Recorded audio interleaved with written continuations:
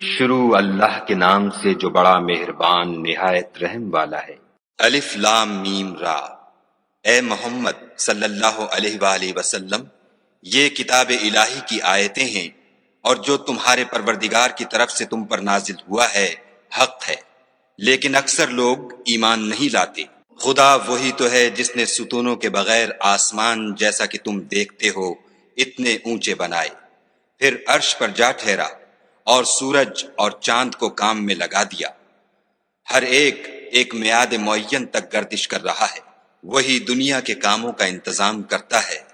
اس طرح وہ اپنی آیتیں کھول کھول کر بیان کرتا ہے کہ تم اپنے پروردگار کے روبرو جانے کا یقین کرو۔ اور وہ وہی ہے جس نے زمین کو پھیلایا اور اس میں پہاڑ اور دریا پیدا کیے اور ہر طرح کے میووں کی دو دو قسمیں بنائیں۔ وہی رات کو دن کا لباس پہناتا ہے، غور کرنے والوں کے لیے اس میں بہت سی نشانیاں ہیں۔ اور زمین میں کئی طرح کے قطعات ہیں ایک دوسرے سے ملے ہوئے، اور انگور کے باغ اور کھیتی اور کھجور کے درخت، بعض کی بہت سی شاخیں ہیں اور بعض کی اتنی نہیں ہوتی، باوجود کہ پانی سب کو ایک ہی ملتا ہے، اور ہم بعض میووں کو بعض پر لذت میں فضیلت دیتے ہیں، اور اس میں سمجھنے والوں کے لیے بہت سی نشانیاں ہیں۔ اگر تم عجیب بات سننی چاہو تو کافروں کا یہ کہنا عجیب ہے کہ جب ہم مر کر مٹی ہو جائیں گے تو کیا از سر نو پیدا ہوں گے؟ یہی لوگ ہیں جو اپنے پروردگار سے منکر ہوئے ہیں، اور یہی ہیں جن کی گردنوں میں طوق ہوں گے، اور یہی اہل دوزخ ہیں کہ ہمیشہ اس میں جلتے رہیں گے۔ اور یہ لوگ بھلائی سے پہلے تم سے برائی کے جلد خواستگار یعنی طالب عذاب ہیں، حالانکہ ان سے پہلے عذاب واقع ہو چکے ہیں، اور تمہارا پروردگار لوگوں کو باوجود ان کی بے انصافیوں کے معاف کرنے والا ہے، اور بے شک تمہارا پروردگار سخت عذاب دینے والا ہے۔ اور کافر لوگ کہتے ہیں کہ اس پیغمبر پر اس کے پروردگار کی طرف سے کوئی نشانی نازل نہیں ہوئی، سو اے محمد صلی اللہ علیہ وآلہ وسلم، تم تو صرف ہدایت کرنے والے ہو، اور ہر ایک قوم کے لیے رہنما ہوا کرتا ہے۔ خدا ہی اس بچے سے واقف ہے جو عورت کے پیٹ میں ہوتا ہے، اور پیٹ کے سکڑنے اور بڑھنے سے بھی واقف ہے، اور ہر چیز کا اس کے ہاں ایک اندازہ مقرر ہے۔ وہ دانائے نہاؤ آشکار ہے، سب سے بزرگ اور عالی رتبہ ہے۔ کوئی تم میں سے چپکے سے بات کہے یا پکار کر، یا رات کو کہیں چھپ جائے یا دن کی روشنی میں کھلم کھلا چلے پھرے، اس کے نزدیک برابر ہے۔ اس کے آگے اور پیچھے خدا کے چوکیدار ہیں جو خدا کے حکم سے اس کی حفاظت کرتے ہیں۔ خدا اس نعمت کو جو کسی قوم کو حاصل ہے نہیں بدلتا جب تک کہ وہ اپنی حالت کو نہ بدلے، اور جب خدا کسی قوم کے ساتھ برائی کا ارادہ کرتا ہے تو پھر وہ پھر نہیں سکتی، اور خدا کے سوا ان کا کوئی مددگار نہیں ہوتا۔ اور وہی تو ہے جو تم کو ڈرانے اور امید دلانے کے لیے بجلی دکھاتا اور بھاری بھاری بادل پیدا کرتا ہے، اور رعد اور فرشتے سب اس کے خوف سے اس کی تسبیح و تحمید کرتے رہتے ہیں، اور وہی بجلیاں بھیجتا ہے، پھر جس پر چاہتا ہے گرا بھی دیتا ہے، اور وہ خدا کے بارے میں جھگڑتے ہیں، اور وہ بڑی قوت والا ہے۔ سود مند پکارنا تو اسی کا ہے، اور جن کو یہ لوگ اس کے سوا پکارتے ہیں وہ ان کی پکار کو کسی طرح قبول نہیں کرتے،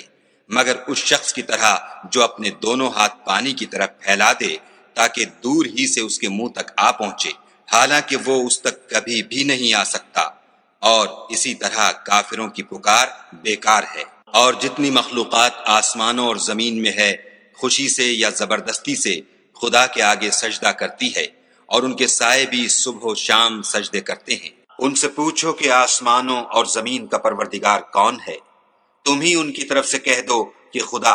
پھر ان سے کہو کہ تم نے خدا کو چھوڑ کر ایسے لوگوں کو کیوں کارساز بنایا ہے جو خود اپنے نفع و نقصان کا بھی اختیار نہیں رکھتے؟ یہ بھی پوچھو کیا اندھا اور آنکھوں والا برابر ہے، یا اندھیرا اور اجالا برابر ہو سکتا ہے؟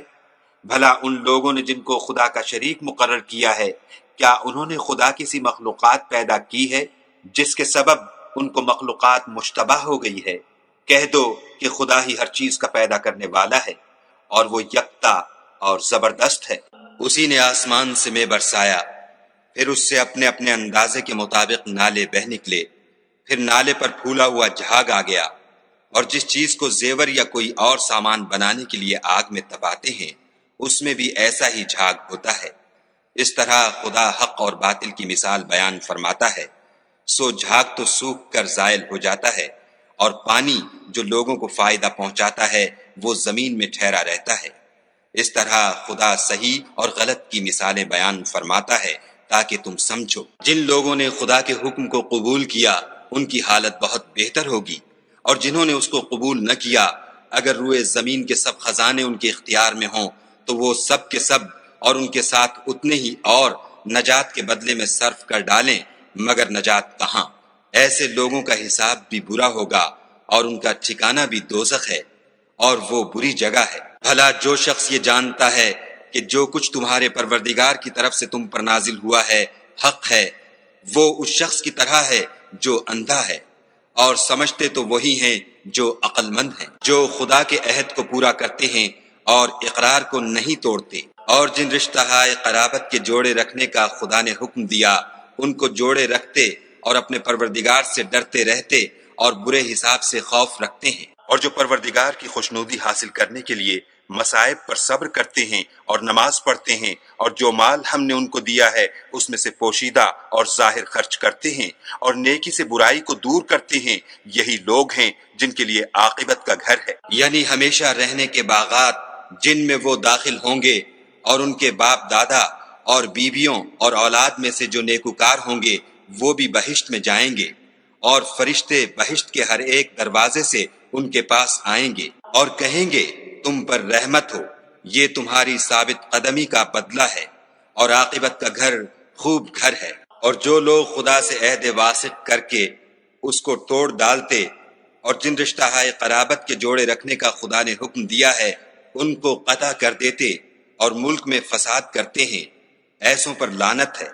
اور ان کے لیے گھر بھی برا ہے۔ خدا جس کا چاہتا ہے رزق فراخ کر دیتا ہے اور جس کا چاہتا ہے تنگ کر دیتا ہے، اور کافر لوگ دنیا کی زندگی پر خوش ہو رہے ہیں، اور دنیا کی زندگی آخرت کے مقابلے میں بہت تھوڑا فائدہ ہے، اور کافر کہتے ہیں کہ اس پیغمبر پر اس کے پروردگار کی طرف سے کوئی نشانی کیوں نازل نہیں ہوئی؟ کہہ دو کہ خدا جسے چاہتا ہے گمراہ کرتا ہے، اور جو اس کی طرف رجوع ہوتا ہے اس کو اپنی طرف کا رستہ دکھاتا ہے۔ یعنی جو لوگ ایمان لاتے اور جن کے دل یاد خدا سے آرام پاتے ہیں ان کو، اور سن رکھو کہ خدا کی یاد سے دل آرام پاتے ہیں۔ جو لوگ ایمان لائے اور عمل نیک کیے ان کے لیے خوشحالی اور عمدہ ٹھکانہ ہے۔ جس طرح ہم اور پیغمبر بھیجتے رہے ہیں اسی طرح اے محمد صلی اللہ علیہ وآلہ وسلم ہم نے تم کو اس امت میں جس سے پہلے بہت سی امتیں گزر چکی ہیں بھیجا ہے، تاکہ تم ان کو وہ کتاب جو ہم نے تمہاری طرف بھیجی ہے پڑھ کر سنا دو۔ اور یہ لوگ رحمان کو نہیں مانتے، کہہ دو وہی تو میرا پروردگار ہے، اس کے سوا کوئی معبود نہیں، میں اسی پر بھروسہ رکھتا ہوں اور اسی کی طرف رجوع کرتا ہوں۔ اور اگر کوئی قرآن ایسا ہوتا کہ اس کی تاثیر سے پہاڑ چل پڑتے یا زمین پھٹ جاتی یا مردوں سے کلام کر سکتے تو یہی قرآن ان اوصاف سے متصف ہوتا، مگر بات یہ ہے کہ سب باتیں خدا کے اختیار میں ہیں۔ تو کیا مومنوں کو اس سے اطمینان نہیں ہوا کہ اگر خدا چاہتا تو سب لوگوں کو ہدایت کے رستے پر چلا دیتا، اور کافروں پر ہمیشہ ان کے اعمال کے بدلے بلا آتی رہے گی یا ان کے مکانات کے قریب نازل ہوتی رہے گی، یہاں تک کہ خدا کا وعدہ آ پہنچے۔ بے شک خدا وعدہ خلاف نہیں کرتا۔ اور تم سے پہلے بھی رسولوں کے ساتھ تمسخر ہوتے رہے ہیں، تو ہم نے کافروں کو مہلت دی پھر پکڑ لیا، سو دیکھ لو کہ ہمارا عذاب کیسا تھا۔ تو کیا جو خدا ہر متنفس کے اعمال کا نگراں و نگہبان ہے وہ بتوں کی طرح بے علم و بے خبر ہو سکتا ہے؟ اور ان لوگوں نے خدا کے شریک مقرر کر رکھے ہیں، ان سے کہو کہ ذرا ان کے نام تو لو۔ کیا تم اسے ایسی چیزیں بتاتے ہو جس کو وہ زمین میں کہیں بھی معلوم نہیں کرتا، یا محض ظاہری باطل اور جھوٹی بات کی تقلید کرتے ہو؟ اصل یہ ہے کہ کافروں کو ان کے فریب خوبصورت معلوم ہوتے ہیں، اور وہ ہدایت کے رستے سے روک لیے گئے ہیں، اور جسے خدا گمراہ کرے اسے کوئی ہدایت کرنے والا نہیں۔ ان کو دنیا کی زندگی میں بھی عذاب ہے اور آخرت کا عذاب تو بہت ہی سخت ہے، اور ان کو خدا کے عذاب سے کوئی بھی بچانے والا نہیں۔ جس باغ کا متقیوں سے وعدہ کیا گیا ہے اس کے اوصاف یہ ہیں کہ اس کے نیچے نہریں بہہ رہی ہیں، اس کے پھل ہمیشہ قائم رہنے والے ہیں اور اس کے سائے بھی۔ یہ ان لوگوں کا انجام ہے جو متقی ہیں، اور کافروں کا انجام دوزخ ہے۔ اور جن لوگوں کو ہم نے کتاب دی ہے وہ اس کتاب سے جو تم پر نازل ہوئی ہے خوش ہوتے ہیں، اور بعض فرقے اس کی بعض باتیں نہیں بھی مانتے۔ کہہ دو کہ مجھ کو یہی حکم ہوا ہے کہ خدا ہی کی عبادت کروں اور اس کے ساتھ کسی کو شریک نہ بناؤں۔ میں اسی کی طرف بلاتا ہوں اور اسی کی طرف مجھے لوٹنا ہے۔ اور اسی طرح ہم نے اس قرآن کو عربی زبان کا فرمان نازل کیا ہے، اور اگر تم علم و دانش آنے کے بعد ان لوگوں کی خواہشوں کے پیچھے چلو گے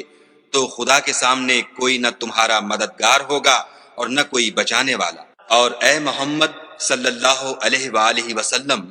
ہم نے تم سے پہلے بھی پیغمبر بھیجے تھے اور ان کو بیویاں اور اولاد بھی دی تھی، اور کسی پیغمبر کے اختیار کی بات نہ تھی کہ خدا کے حکم کے بغیر کوئی نشانی لائے۔ ہر حکم قضا کتاب میں مرقوم ہے۔ خدا جس کو چاہتا ہے مٹا دیتا ہے اور جس کو چاہتا ہے قائم رکھتا ہے، اور اسی کے پاس اصل کتاب ہے۔ اور اگر ہم کوئی عذاب جس کا ان لوگوں سے وعدہ کرتے ہیں تمہیں دکھائیں، یعنی تمہارے روبرو ان پر نازل کریں، یا تمہاری مدت حیات پوری کر دیں،